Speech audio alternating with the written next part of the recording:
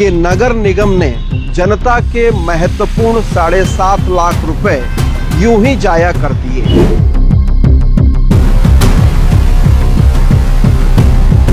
क्या अस्थायी पार्किंग इतनी अस्थायी थी कि वो अपने उद्घाटन का 1 वर्ष भी पूर्ण नहीं कर पाई?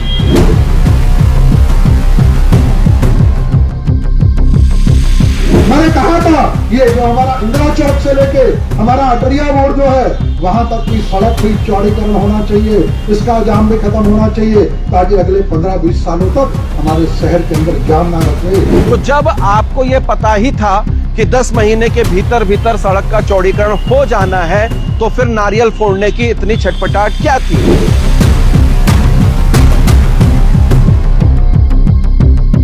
इस तरीके से जनता के टैक्स के पैसे की बर्बादी करने का अधिकार कौन दे देता है?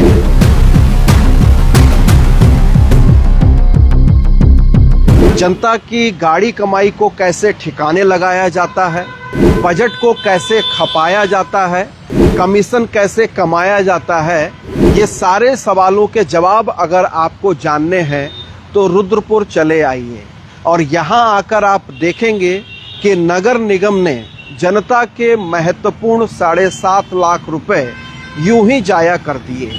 और अस्थायी पार्किंग के बाहर जहां मैं इस समय खड़ा हूं, वो इस समय सड़क के चौड़ीकरण के जद में आ चुकी है। क्या अस्थायी पार्किंग इतनी अस्थायी थी कि वो अपने उद्घाटन का 1 वर्ष भी पूर्ण नहीं कर पाई?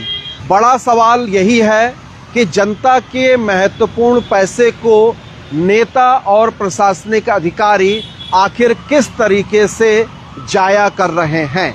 इसकी वानगी मैं आपको जनपद ऊधम सिंह नगर के इस रुद्रपुर मुख्यालय में दिखा रहा हूं। शहर के अंदर आवाजाही ज्यादा हो जाती है, जाम की स्थिति उत्पन्न होती है।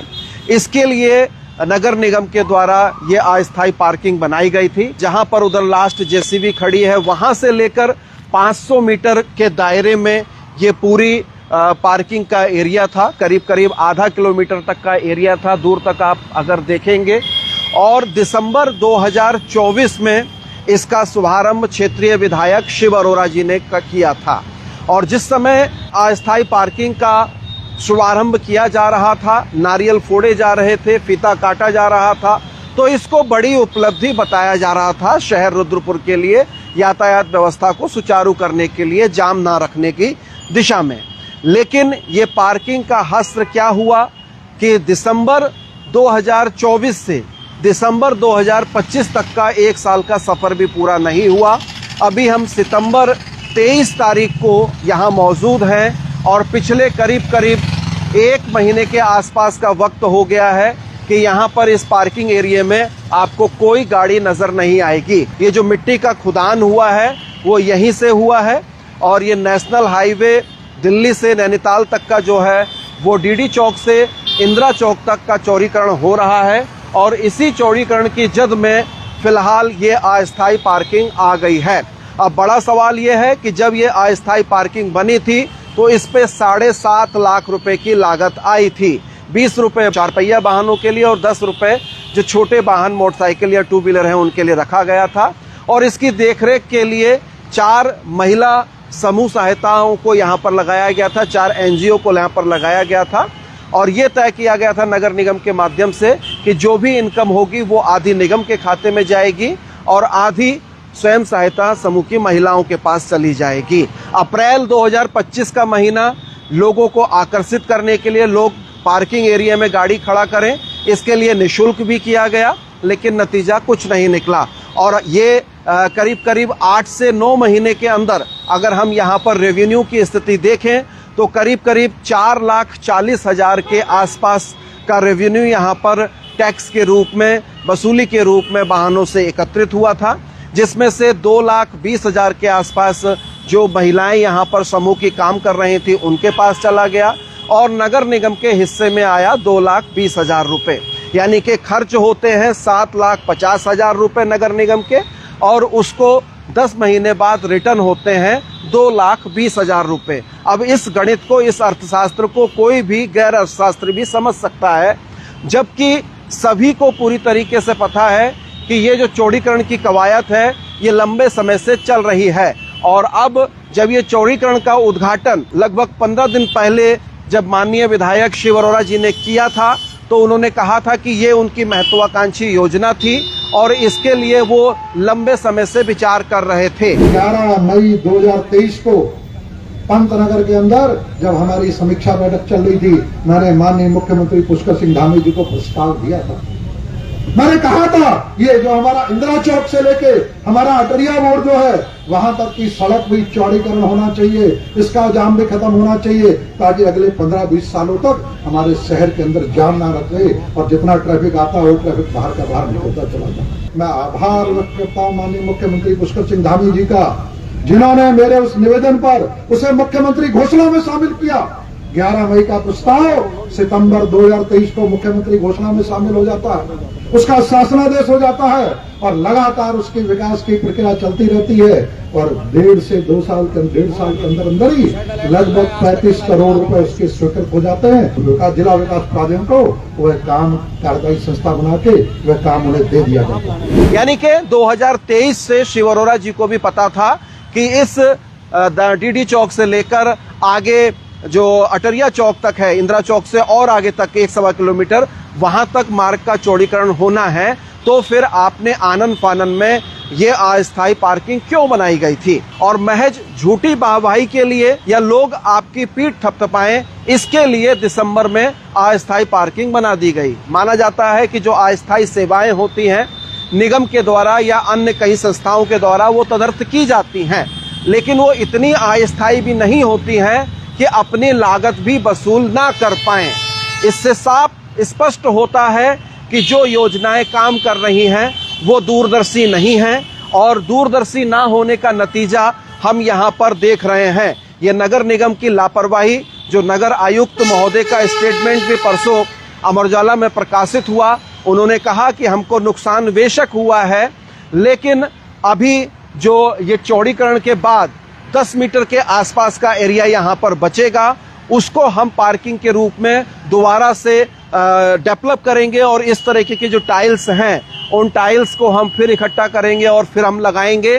तो जब आपको ये पता ही था कि 10 महीने के भीतर भीतर सड़क का चौड़ीकरण हो जाना है, तो फिर नारियल फोड़ने की इतनी छटपटाहट क्या थी? जब वर्षों से शहर जाम की जद में था और वर्षों से शहर यातायात की स्थिति को झेल रहा था, तो 10 महीने और झेल सकता था, क्योंकि नगर निगम के जो मौजूदा हालात हैं वो अच्छे नहीं हैं।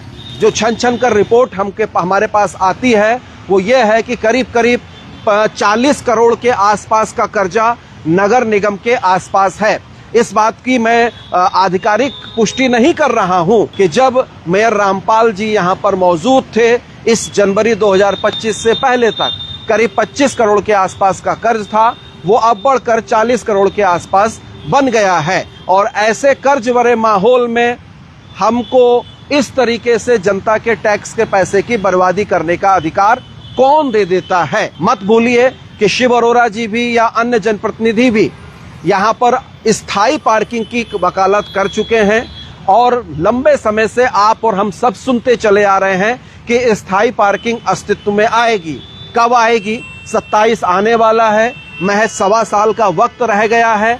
आखिर अब कब स्थायी पार्किंग के दर्शन होंगे रुद्रपुर के अंदर? या इसी तरीके से अस्थायी पार्किंग के रूप में जिस तरीके से दिसंबर 2024 में जनता के 7.5 लाख रुपए खपा दिए गए और वो मिट्टी बन गए इस तरीके से पैसे, क्या इसी तरीके की स्थिति दोबारा से की जानी है?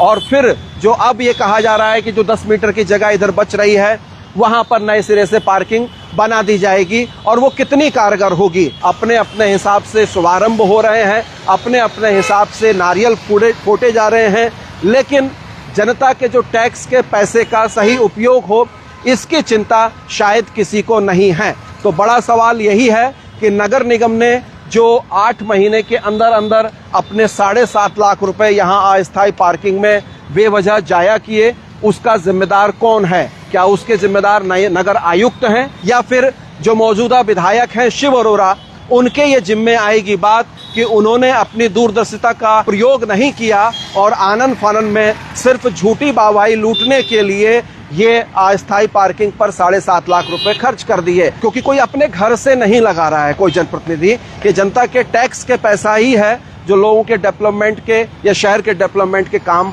लगना चाहिए। जो जनता के पैसे का दुरुपयोग हो रहा है, बिना सोचे समझे कुछ भी कहीं पर भी किसी भी प्रोजेक्ट के माध्यम से खर्च कर दिया जा रहा है, सिर्फ झूठी तालियां और वाहवाही लेने के लिए, इस पर रोक तभी लग सकती है जब आप खुद से खड़े हों और अपने पैसे का हिसाब सरकारी अफसरों से, सरकारी कार्यालयों से और जन नेताओं से भी लेना शुरू कर दें कि आखिर आप विधायक निधि, सांसद निधि या मेयर की अपनी निधि, ग्राम सभाओं की निधि वो आखिर किस तरीके से और कैसे खर्च कर रहे हैं। बहरहाल ये एक सिर्फ वानगी भर है कि जनता के खून पसीने की गाड़ी कमाई को किस तरीके से योजनाओं के नाम पर नेताओं के द्वारा अपने लिए ताली और वाहवाही लूटने के लिए खर्च किए जाते हैं, उसका एक नमूना मैंने आपको पेश किया। अब यहाँ पर चौड़ीकरण का काम चल रहा है। मैं यही कहूँगा कि इस रिपोर्ट को ज़्यादा से ज़्यादा शेयर कीजिए, कमेंट कीजिए और लाइक भी कीजिए। अनसुनी आवाज़ के फेसबुक पेज को फॉलो कीजिए,